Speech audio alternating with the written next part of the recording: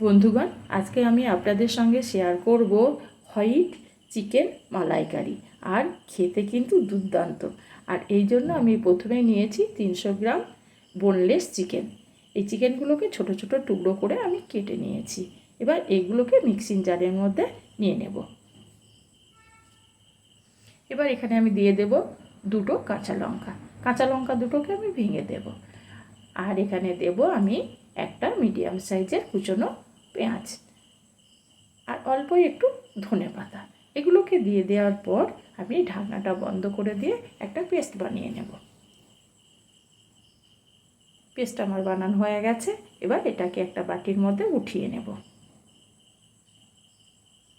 এবার এখানে আমি দিয়ে দিলাম ছোটো চামচের 1 চামচ চিলি ফ্লেক্স, আর দিয়ে দেব স্বাদ মতো লবণ, আর ভাজা জিরে গুঁড়ো দিয়ে দিলাম আমি 2 চামচ মতো, ছোটো চামচের 2 চামচ। আর এখানে দিয়ে দেব 1 চামচ কালো গোলমরিচ গুঁড়ো। এবার বাইন্ডিংয়ের জন্য দিয়ে দেব বেসন। আমি 2 চামচ বেসন এখানে দিয়ে দিলাম। আর দিয়ে দেব ঘি। এখানে আমি 1 চামচ ঘিয়ের ব্যবহার করলাম। এবার সমস্ত উপকরণগুলোকে আমি চিকেনের সঙ্গে মেখে নেব।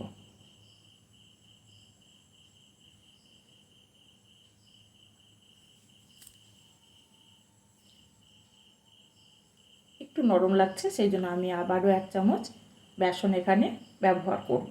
মোটামুটি 3 চামচ বেসনের ব্যবহার আমি এখানে করেছি। বেসনটা পুরো মেখে নেওয়ার পর আমি হাতটাকে ধুয়ে পরিষ্কার করে একটু তেল বুলিয়ে নেব। নেওয়ার পর আমি কোপ্তাগুলোকে তৈরি করে নেব। একটু বড় সাইজের কোপ্তাগুলোকে আমি বানাবো। এর থেকে ছোটও আপনারা বানাতে পারেন। আমি এই কোপ্তাগুলো একটু বড় সাইজ রাখবো। আবারও একটা আমি একইভাবে বানিয়ে নেব।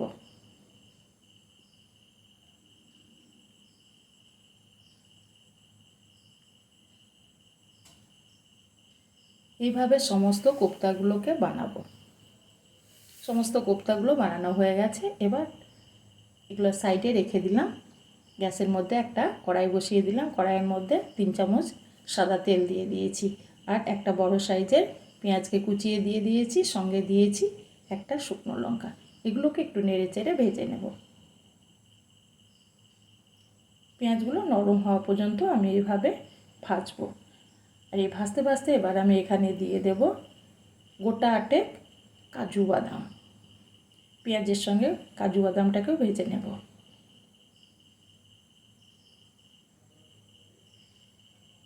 পেঁয়াজটা আমার নরম হয়ে গেছে। এবার তেল থেকে পেঁয়াজগুলোকে উঠিয়ে নেব।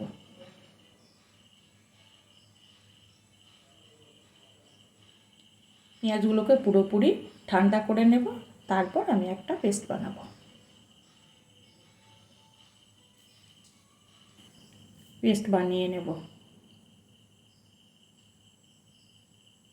আবারও দিয়ে দেব কিছুটা সাদা তেল। তেলটাকে ভালো করে গরম করে নেওয়ার পর মিডিয়াম আঁচে এগুলোকে আমি ভাজবো।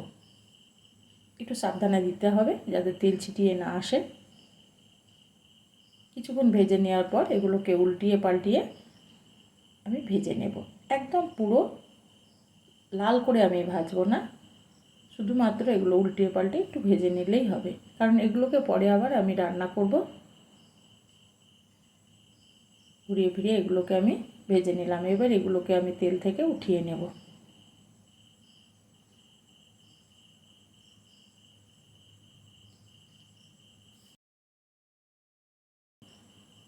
আবারও একটা ব্যাচ আমি তেলের মধ্যে দিয়ে দেব।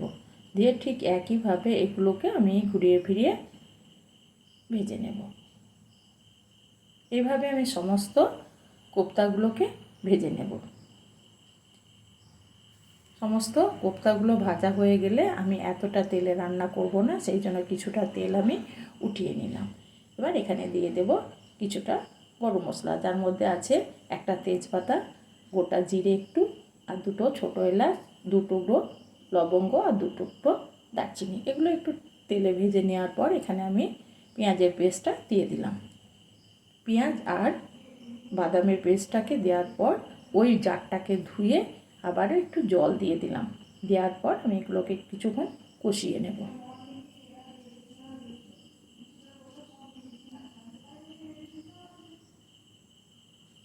আর এইভাবে কষাতে কষাতে আমি দিয়ে দিলাম 1 চামচ আদা রসুন বাটা। আদা রসুনটাকে দিয়ে দেওয়ার পর আমি পেঁয়াজের সঙ্গে আদা রসুনটাকেও কষিয়ে নেব। আর দিয়ে দিলাম আমি স্বাদ মতো লবণ। লবণটা দিয়ে দেওয়ার পর আমি জিরে গুঁড়ো দিয়ে দিলাম 1 চামচ, আর আমি 1/2 চামচ দিয়ে দিলাম ধনে গুঁড়ো, আর কালো গোলমরিচ দিয়ে দিলাম 1 চামচ। এখানে কোনো আমি শুকনো লঙ্কার গুঁড়ো বা হলুদের ব্যবহার করব না, এটা আমি সাদা রেখে দেব। যেহেতু আমি এখানে কাঁচা লঙ্কার ব্যবহার করেছি, শুকনো লঙ্কারও একটা ব্যবহার করেছি, চিলি ফ্লেক্সের ব্যবহারও আমি এখানে করেছি, আর আমি কোনো রকমের গুঁড়ো লঙ্কার গুঁড়ো দেবো না। এবার আমি এটাকে ভালো করে কষিয়ে নেব। যতক্ষণ না তেল ছাড়বে আমি ততক্ষণ এটাকে কষিয়ে নেব। এবার আমি গ্যাসটাকে পুরোপুরি কমিয়ে দিলাম, দিয়ে আমি 1/2 কাপ টক দইকে ফাটিয়ে নিয়েছিলাম সেটাকে দিয়ে দিলাম। এবার টক দইটাকে মশলার সঙ্গে ভালো করে মিশিয়ে নেওয়া পর্যন্ত আমি গ্যাসটাকে কিন্তু বাড়াবো না। সম্পূর্ণ দইটা যখন মিশে যাবে তারপর আমি গ্যাসটাকে বাড়িয়ে দেব। সম্পূর্ণ দইটা আমার মিশে গেছে, গ্যাসটাকে বাড়িয়ে দিলাম। আবারও আমি দইয়ের সঙ্গে মশলাটাকে কিছুক্ষণ কষিয়ে নেব। তার জন্য আমি এটাকে ঢাকা দিয়ে মিনিট 3-4 রেখে দেব। 3 থেকে 4 মিনিট পর আমি ফিরে এলাম। দেখুন বন্ধুরা, একবার নেড়ে নিতে হবে, নাহলে তলে পুড়ে যেতে পারে। তেল ছাড়তে শুরু করেছে, পুরোপুরি তেলটা আমার ছেড়ে গেছে। এবার আমি দিয়ে দেব ভাজা কোপ্তাগুলোকে দিয়ে দেওয়ার পর আমি মশলার সঙ্গে কিছুক্ষণ কোপ্তাটাকে কষিয়ে নেব।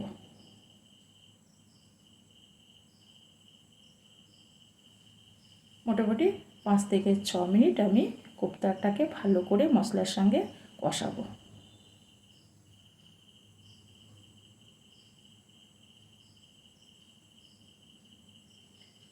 কষানো আমার হয়ে গেছে। এবার আমি এখানে দিয়ে দেব জল।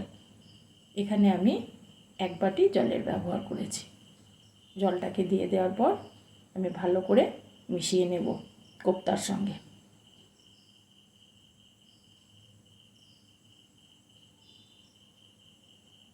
এবার ঝোলটা ফুটে উঠলে এটাকে ঢাকা দিয়ে মোটামুটি 10 থেকে 12 মিনিট মিডিয়াম আঁচে রান্না করে নেব।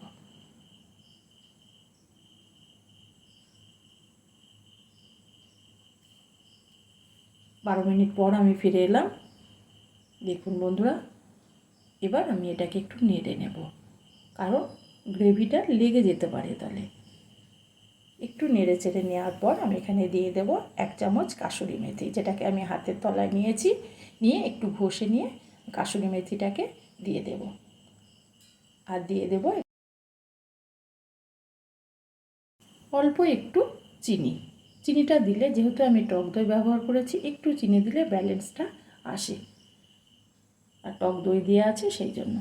মিশিয়ে নিলাম। মিশিয়ে নেওয়ার পর আমি গ্যাসটাকে কমিয়ে দেব। কমিয়ে দেওয়ার পর আমি এটাকে ঢাকা দিয়ে আবারও মিনিট 3 রান্না করে নেব।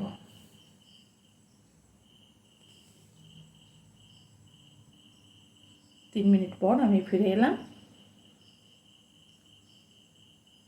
আর গ্রেভিটা এরকমই আমি রাখবো।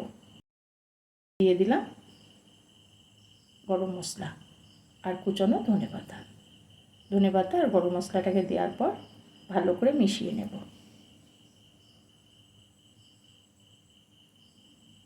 মিশে গেছে। এবার সব শেষে আমি দিয়ে দেব এখানে মালাই। মোটামুটি 2 চামচ মালাই আমি এখানে ব্যবহার করব। আপনাদের ঘরে যদি মালাই না থাকে, দুধের উপরের অংশ বা সরটাকে তুলে একটু ফাটিয়ে নিয়ে এটা ব্যবহার করে নিতে পারেন। আমি এখানে আমুলের মালাই ব্যবহার করেছি। ভালো করে মালাইটাকে মিশিয়ে নেব। মালাইটা আমার ভালো করে মিশে গেছে।